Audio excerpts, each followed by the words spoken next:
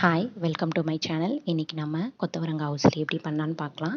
இதுக்கு நான் 50 துவரம்பருப்பு, கொஞ்சமாக கடலைப்பருப்பை 3 மணி நேரம் ஊற வச்சுருக்கேன். இப்போ கொத்தவரங்காவை சின்ன சின்னதாக கட் பண்ணி அதை உப்பு போட்டு வேக வச்சு நம்ம எடுத்துக்கலாம். இப்போ ஊறின கடலைப்பருப்பும் துவரம்பருப்பையும் ஒரு மிக்ஸி ஜாரில் சேர்த்துக்கோங்க.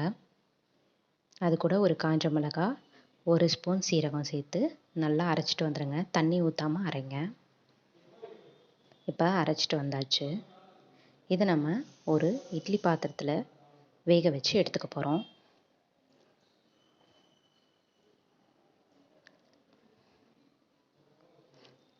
இப்போ இட்லி பாத்திரத்தில் அந்த தட்டில் எண்ணெய் தடவிட்டு நம்ம அரைச்சி வச்சுருந்த கடலைப்பருப்பு துவரம்பருப்பை இந்த மாதிரி தட்டி வேக வச்சு எடுத்துக்கோங்க. இது ஒரு 10 நிமிஷம் வெந்தால் போதும்.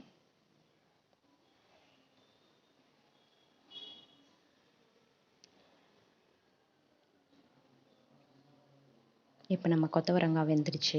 இப்போ ஸ்டவ் ஆஃப் பண்ணிக்கலாம். நம்ம இட்லி பாத்திரத்தில் வச்சுருந்த அதுவும் வெந்துடுச்சு.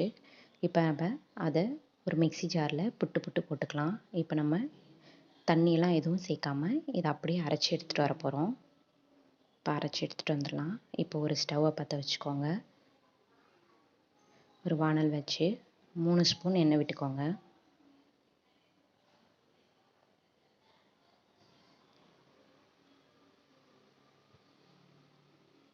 தாளிப்புக்கு கொஞ்சமாக கடுகு போட்டுக்கோங்க.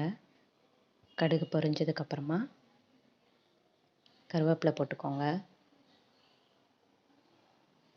இப்போ நம்ம அரைச்சி வச்சுருந்ததை இதில் கொட்டிக்கலாம். நல்லா கிளறி விடுங்க.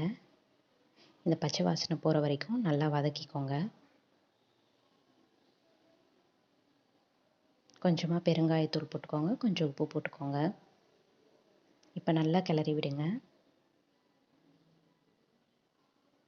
இந்த மாதிரி நல்லா வதங்கி வந்ததுக்கப்புறமா இதில் நம்ம வேக வச்ச கொத்தவரங்காவை சேர்த்துக்கலாம். சேர்த்து நல்லா கிளறி விட்டு ஒரு 10 நிமிஷம் அடுப்புலேயே வச்சுருந்து அதுக்கப்புறமா ஸ்டவ் ஆஃப் பண்ணிக்கோங்க.